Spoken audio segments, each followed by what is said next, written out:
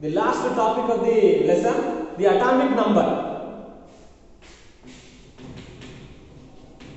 Atomic number. So atomic number is represented by letter Z. The number of protons in the nucleus, that is called atomic number. It is represented by the letter Z. So then can you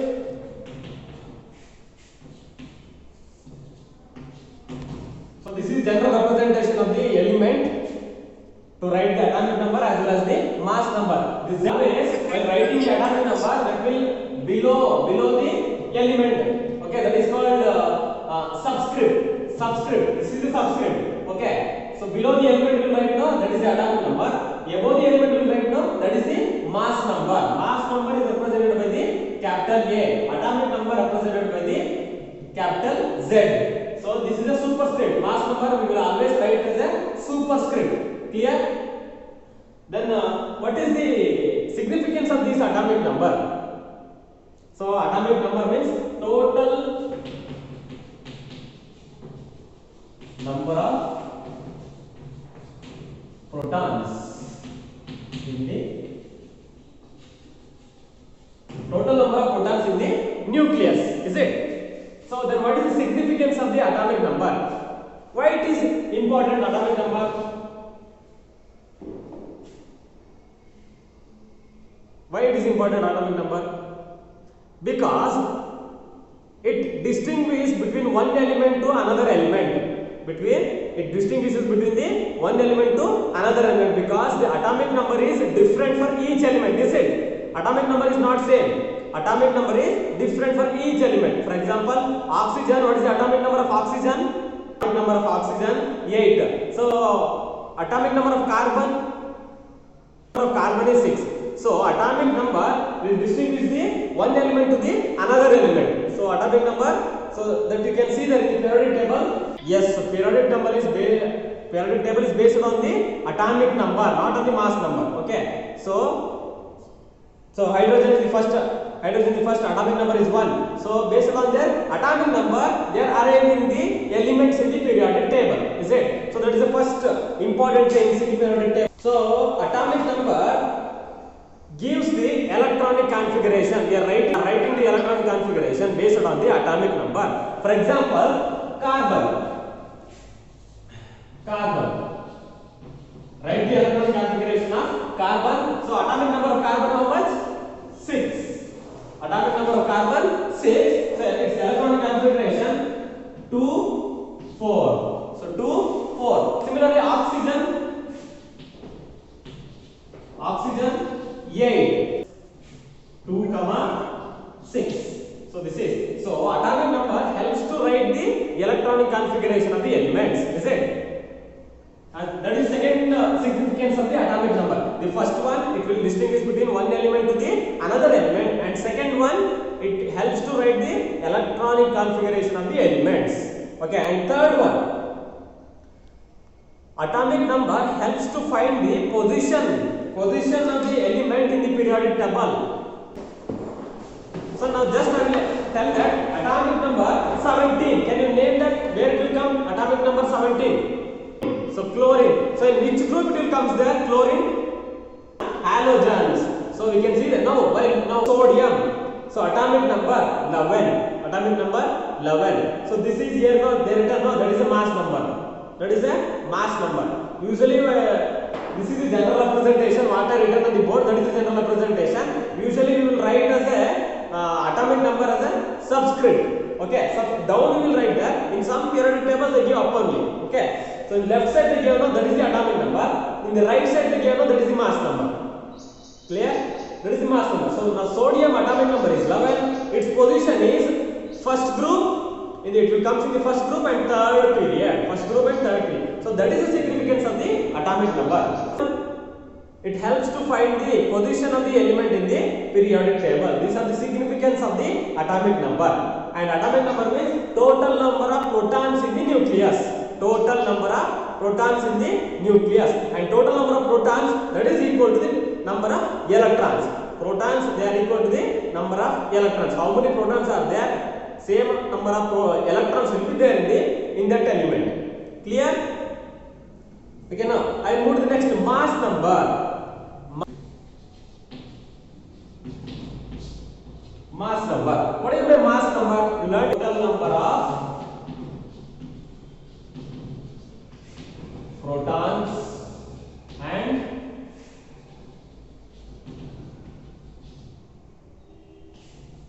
neutrons in a nucleus is called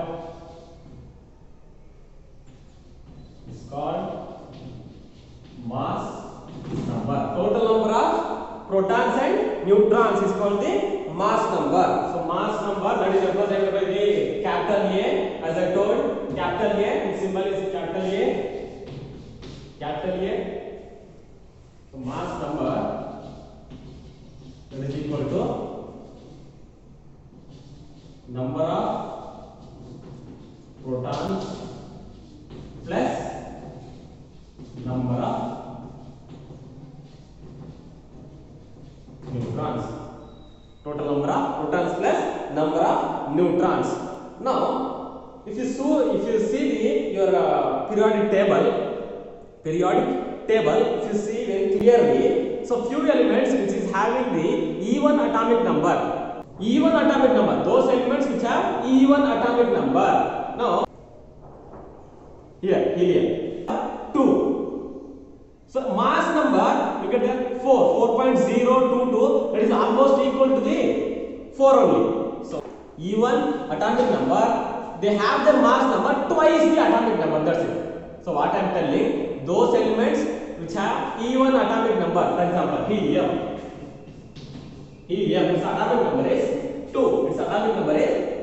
So its mass number 4. So twice the atomic number. In few cases, not in all cases, I am not telling that. Not in all cases, keep in mind that. Not in all cases, in few cases. So light elements, so these are light elements. So helium, those elements which are, for example, and one more example, carbon. So what is the atomic number of carbon? 6. So atomic number of carbon 6. Its mass number 12. Now look at that. 6 is a even number. So mass number 12. So few elements which is having an even atomic number, their mass number is twice the atomic number. In all cases, in few cases I am telling, okay? But except in beryllium and argon. Beryllium 4. So its mass number 9. But in this case it is not applicable, okay? Except beryllium and argon 40. So except beryllium and argon, in few cases, if they have the even atomic number, their mass number is twice the atomic number. Elements, those have odd numbers. For example, lithium. So 3. So its mass number is 7. So it means what? The elements which have odd number, their mass number is twice plus 1. So in few cases, so if the atomic number is odd, the elements they have odd number, so 3 is the odd number, so mass number will become, so twice the atomic number plus 1 in few cases, okay? That you can see in your periodic table. Example, lithium, boron, fluorine, boron 5, 11, fluorine 19, 39. Okay, now look at that. So twice. So 5 is the odd number. Twice. It means 10 plus 1. Twice the atomic number plus 1. Okay. And next fluorine. So 19 is atomic number. 19 twice 38 plus 1 39. So twice the atomic number plus 1. Okay. So this is regarding about the atomic number and mass number. Okay. I hope that you understand. So mass number nothing but total number of protons and neutrons in the nucleus. So it is represented by the capital A. And few cases, those elements which have even atomic number, their mass number is twice the atomic number. That's it. And in a few elements, so those elements having odd atomic number, their mass number will be twice the atomic number plus 1. Chemical bonding. Table there. What I written on the board, that one. So inert gases. So these are the inert gases. I written the group 18 on the board. So helium, neon, argon, krypton, xenon, radon. These are the inert gases. And atomic number I written there in one column. Atomic number of helium 2, atomic number of neon 10, argon 18, krypton 36, xenon 54, radon 86. And so electronic configuration, it means you have to fill the electrons on the shells. So helium, it has only 2 electrons, K shell completely filled. And next neon, its atomic number 10. So first K shell, it is capacity 2 shell. So 2 electrons, I fill the 2 electrons, and remaining 8 that will be filled in the L shell. And next argon, its atomic number 18. So first shell K shell 2 electrons, and next L shell. So 8 electrons, they are completely filled, and remaining 8. So it is also in stable state. So octet state, octet 8. Okay, so that is stable state. And next krypton, its atomic number 36. So first K shell 2 electrons, L shell 8 electrons, and next so M capacity. So M shell capacity is 18 electrons. So 18 is completely filled there. And next N 8. So that is also attained the stable state. And next xenon 54 atomic number, first shell 2, next L shell 8, 18, 18 and 8. So octet state, that is also completely filled, electrons are completely filled there. So they attain the stable state. And next radon also, atomic number 86, 2, 8, 18, 32, 18, 8. So now look at the last, their valence shell. Valence shell, how many electrons are there?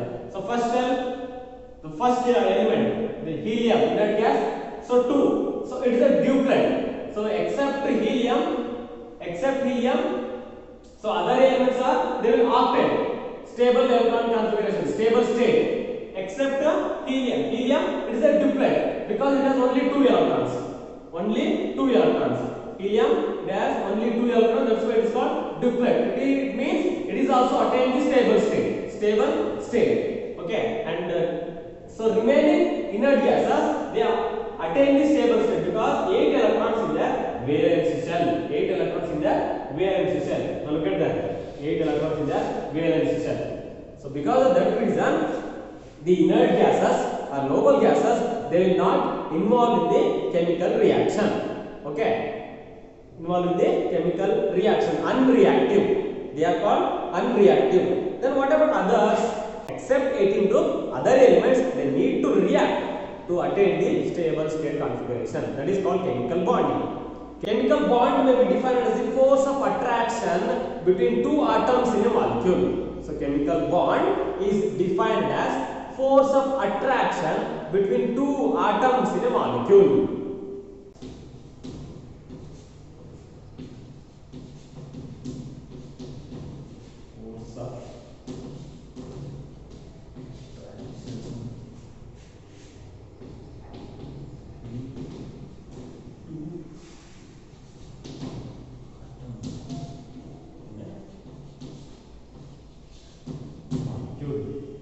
Force of attraction between 2 atoms in a molecule, that is called chemical bond. Chemical bond. So except the last group, other elements, they need to attain the stable state. How they will attain the stable state? By mutual exchange of their electrons, by sharing their electrons, or by 3 methods is there: by mutual sharing, by sharing, and by coordinate bonding. It means by giving the electrons, or by transferring of electrons. That we will study in the next one. So there are 3 methods in which atoms can achieve a stable configuration. So 3 methods is there to attain the stable configuration. To attain the stable configuration, the first one is, so you learned in the last class. So that is first one, transfer of electrons. Transfer of electrons. So transfer of electrons, that is called, another name is the electrovalent bond or ionic bond. Electrovalent bond, what will happen means transfer of electrons from one atom to the another atom. Transfer of electron from one atom to the another atom. That is called electrovalent bond.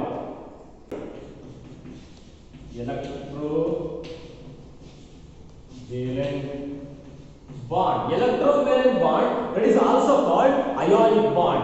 That is also called ionic bond. Electrovalent bond is also called ionic bond. So in case of electrovalent bond, what will happen to attain the stable configuration? Transfer of electrons will take place from one atom to the another atom. From one atom to the another atom. Clear? Keep it in mind. And next, the next type of bond, you know that. What is that? Next type of bond is covalent bond. Covalent bond. Or that is also called molecular bond. Or molecular bond. That is also called molecular bond. So how they will attain the stable electron configuration in covalent bond or in molecular bond? By mutual exchange of their electrons. By mutual exchange of their electrons. Sharing of 1, 2 or 3 pairs of electrons between two atoms to form a covalent bond. It means mutual exchange of electron 1, 2 or 3. So 3 electrons, they may share 1 electron, they may share 2 electrons, or they may share 3 electrons. By mutual exchange of the electrons, that is called covalent bond or molecular bond. Covalent bond or molecular bond. And the next type of bond,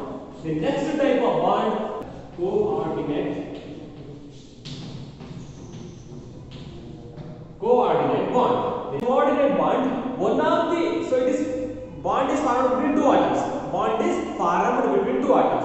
But so in case of covalent bond, so mutual sharing of electron takes place. So if two atoms is there, one atom will produce one electron, another atom will produce one electron. So that is mutual sharing of electron. But whereas in case of coordinate bond, there is no mutual sharing of electron. Mutual sharing of electron. So in the compound, one of the atom will share the electron with the other atom. Not two atoms also they will not share. So one of the atom, they will produce the one more electron to make a bond, to combine the bond. Okay. So in a compound, only one atom. In a compound, one atom will produce the electron, will share the electron to form a bond.